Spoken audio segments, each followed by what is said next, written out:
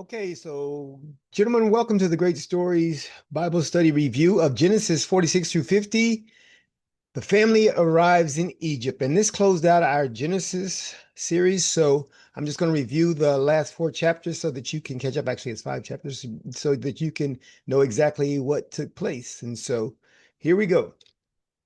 Okay, so we begin here with the fact that uh, Joseph in chapter 46 goes through genealogy, a lot of genealogy of all of Jacob's children. It just enumerates all those who are actually entering Egypt. It gives the total numbers. And then you get to the very emotional meeting of Joseph with Jacob.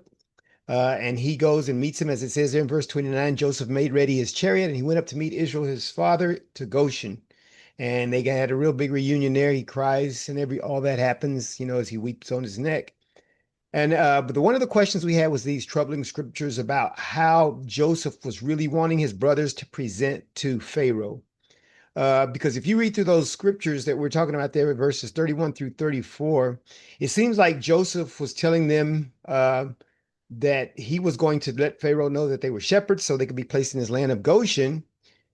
But then he tells them that shepherds are an abomination to Egyptians. And so he kind of hints as we begin the next chapter, don't do that. And so we go to the next chapter. And so we get to the next chapter, and Pharaoh meets the family. And one of the first questions he asks at the beginning of chapter 47 is, what do you do? What's your occupation? And they say, we're shepherds. And so we were confused on that. We're not sure why that was given the way that it was given.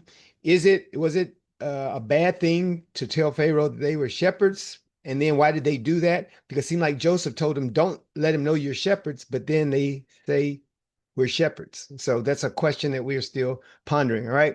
But we get on into chapter 47, and we started noticing this, what we call a type of Christ, in that Joseph becomes a mediator between Pharaoh, who is kind of like, in this case, a type of God. So, and we remember a type is something that's symbolic. And so it's almost like Joseph is the intermediary between his family, the tribes of Israel, the people of God, and God himself, the ultimate person in authority, who would be Pharaoh. So pretty interesting to see that as you look at that theme, because then you start seeing how Joseph starts talking on behalf of his people to Pharaoh the entire time. And then, of course, Jacob blesses Pharaoh. Was an interesting meeting where Jacob, as the man of God, blesses Pharaoh. Pretty interesting. And then the rest of the chapter in 47 is all about Joseph's leadership. And Joseph does this amazing job of managing the famine. And through that management, then God, or in this case, Pharaoh, the leader of the land, profits hugely because he does a great job at managing, leading, and distributing resources as necessary. He goes from the people not having land, not having money, to finding a way where the people can still work and prosper, and the kingdom prospers in the middle of the famine. So they're very important things to talk about there, because it says there in verse 27, in the midst of all this famine, Israel prospers, and they had possessions and grew and multiplied exceedingly. So it's a statement about when God's people submit to God's methods and God's man, then everybody prospers. And that's what happened in this particular situation. And then by the end of that, Jacob asks makes Joseph pledge that when they come out of Egypt, that he will take them and bury him in the land of Canaan. That's where I buried one of my wives. That's where my father, grandfather were buried. So that's where I need to be buried. And he makes that statement. Then we get to chapter 48, and in 48, Jacob blesses Joseph's sons. Now, this was an interesting one, and one you'd have to think about for a while to talk about, because we talked about this before. But Jacob, when he blesses his sons, and Joseph has two sons that were born there in Egypt, and Jacob does this amazing thing that is the story of his life, and he blesses the younger one before he blesses the older one. In other words, he puts the right hand on the younger one instead of the older one, which, their culture is the older son is usually the heir. And remember who broke that custom, and it was Jacob. when he stole the birthright from his brother Esau. So very interesting. Lots you can talk about there. But read that chapter 48 and you'll see that all the way through there. And that's all they do in 48. It's Joseph saying, Dad, you're messing up. And Dad saying, no, son, I'm doing what I'm doing. All right.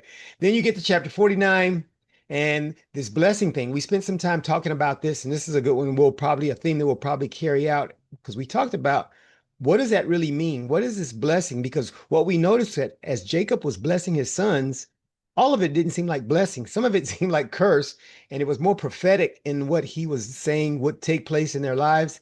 And so we did this kind of little bit of a deep dive on what is a blessing, and we looked up the word. Very interesting. So you might want to look up that. That's really deep. So, and our biggest thing was, and I talked to my wife about this, about how do we do that today? Because I think it is necessary for us to do that today. And I think we don't do that. And I think that's to our detriment. So that's what happens in chapter 49. Really good read. And let's get to the final chapter, chapter 50. Jacob dies, and I just put in there, had, add up the years. Joseph was 56.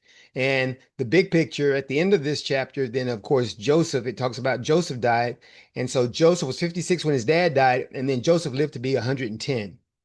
So that means, and there's a lot of, when we talk about the prospering of the, of Israel, the nation Israel, and basically all of Jacob's descendants, pretty big probably in that span of time, because we're talking about another 50 plus years that he had after he died for babies to be born and things like that. Plus the people were already there. And the Bible talks about how they expanded so much. And when we begin Exodus, next week, we'll be talking about how the people were growing so massively that it was intimidating to the leaders. Okay. But it was what was kind of profound was that after Joseph died, of course, the brothers go back into fear mode, like, okay, now that dad's gone, Joseph is going to really get back at us. And that's when you get that famous verse that people always quote about, you meant it for bad, but God meant it for good. And that's one we need, I think, take with us in the rest of our lives. So that's it. Chapters 46 through 50, Genesis. We begin Exodus next week. Great stories. Bible study is on. You guys have a great one.